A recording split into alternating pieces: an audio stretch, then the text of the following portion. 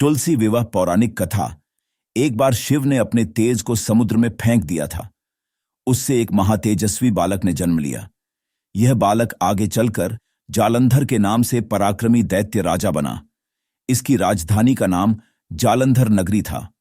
दैत्यराज कालनेमी की कन्या वृंदा का विवाह जालंधर से हुआ। जालंधर महाराक्षस था। अपनी सत्ता के मद में चूर उसने माता लक्ष्मी को पाने की कामना से युद्ध किया, परंतु समुद्र से ही उत्पन्न होने के कारण माता लक्ष्मी ने उसे अपने भाई के रूप में स्वीकार किया। वहां से पराजित होकर वह देवी पार्वती को पाने की लालसा से कैलाश पर्वत पर गया। भगवान देवाधिदेव शिव का ही रूप धरकर माता पार्वती के समीप गया, परंतु मां ने अपने योग बल से उसे तुरंत पहचान लिया तथा वहां से अंतर्ध्यान हो गई। देवी पार्वती ने क्रुद्ध होकर सारा वृतांत भगवान विष्णु को सुनाया। जालंधर की पत्नी वृंदा अत्यंत पतिव्रता स्त्री थी। उसी के पतिव्रत धर्म की शक्ति से जालंधर न तो मारा जाता था और न ही पराजित होता था। इसीलिए जालंधर का नाश करने के लिए वृंदा के पतिव्रत धर्म को भंग करना बहुत आवश्यक था।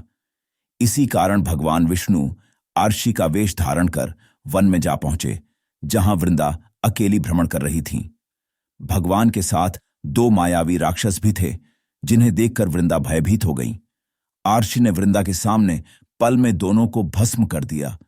उनकी शक्ति देखकर वृंदा ने कैलाश पर्वत पर महादेव के साथ युद्ध कर रहे अपने पति जालंधर के बारे में पूछा। आर्षी ने अपने माया जाल से दो वानर प्रकट किए। एक वानर के हाथ में जालंधर का सिर था तथा दूसरे के हाथ में धड़। अपने पति की यह दशा देखकर वृंदा मूर्छित होकर गिर पड़ी। होश में आने पर उन्होंने आर्षी रूपी भगवान से विनती की कि वह उसके पति को जीवित करें। भगवान ने अपनी माया से पुनः जालंधर का सिर धड़ से जोड़ दिया, परंतु स्वयं भी वह उसी शरीर में प्रवेश कर गए। वृंदा को इस छल का तनिक भी आभास न हुआ। जालंधर बने भगवान के साथ वृंदा पतिव्रता का व्यवहार करने लगी, जिससे उसका सतीत्व भंग हो गया। ऐसा होते ही वृंदा का पति जालंधर युद्ध में हार गया। इस सारी लीला का जब वृंदा को पता चला तो उसने क्रुद्ध होकर भगवान विष्णु को हृदयहीन शिला होने का श्राप दे दिया। अपने भक्त के श्राप को भगवान विष्णु ने स्वीकार किया और शालिग्राम पत्थर बन गए। सृष्टि के पालनकर्ता के पत्थर बन जाने से ब्रह्मांड में असंतुलन की स्थिति हो गई। यह देखकर सभी देवी देवताओं ने वृंदा से प्रार्थना की वह भगवान विष्णु को श्राप मुक्त कर दे। वृंदा ने भगवान विष्णु को श्राप मुक्त कर स्वयं आत्मदाह कर लिया। जहां वृंदा भस्म हुई वहां तुलसी का पौधा उगा। भगवान विष्णु ने वृंदा से कहा, हे वृंदा, तुम अपने सतीत्व के कारण मुझे लक्ष्मी से भी अधिक प्रिय हो गई हो। अब तुम तुलसी के रूप में सदा मेरे साथ रहोगी। तब से हर साल कार्तिक महीने के देव उठावनी एकादशी का दिन तुलसी विवाह के रूप में मनाया जाता है। जो मनुष्य भी मेरे शालिग्राम रूप के साथ तुलसी का विवाह करेगा, उसे इस लोक और परलोक में विपुल यश प्राप्त होगा। उसी दैत्य जालंधर की यह भूमि जलंधर नाम से विख्यात है। सती वृंदा का मंदिर मोहल्ला कोट किशनचंद में स्थित है। कहते हैं कि इस स्थान पर एक प्राचीन गुफा भी थी, जो सीधी हरिद्वार तक जाती थी। सच्चे मन से 40 दिन तक सती वृंदा देवी के मंदिर में पूजा करने से सभी मनोरथ पूर्ण होते हैं। जिस घर में तुलसी होती है, वहां यम के दूत भी असमय नहीं जा सकते। मृत्यु के समय जिसके प्राण मंजरी रहित तुलसी और गंगा जलमुख में रखकर निकल जाते हैं, वह पापों से मुक्त होकर वैकुंठ धाम को प्राप्त होता है।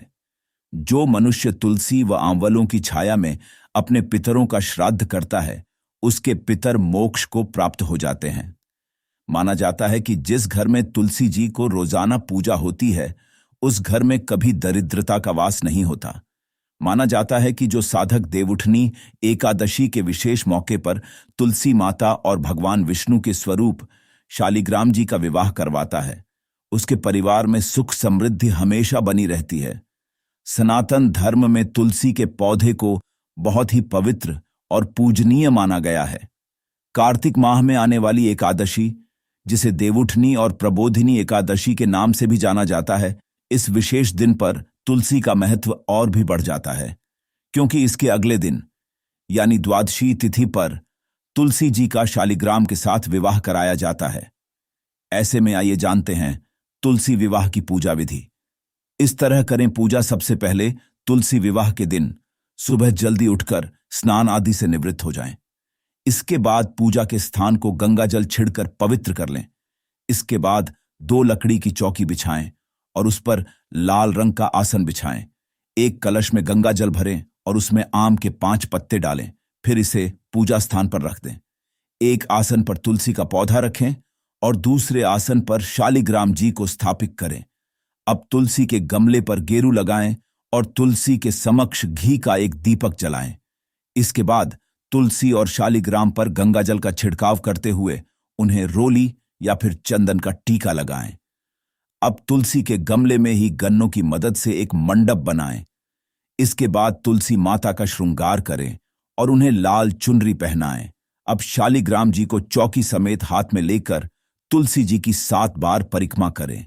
अंत में आरती करें और तुलसी माता से परिवार की सुख समृद्धि के लिए कामना करें। इसका बाद सभी लोगों में प्रसाद बांटें।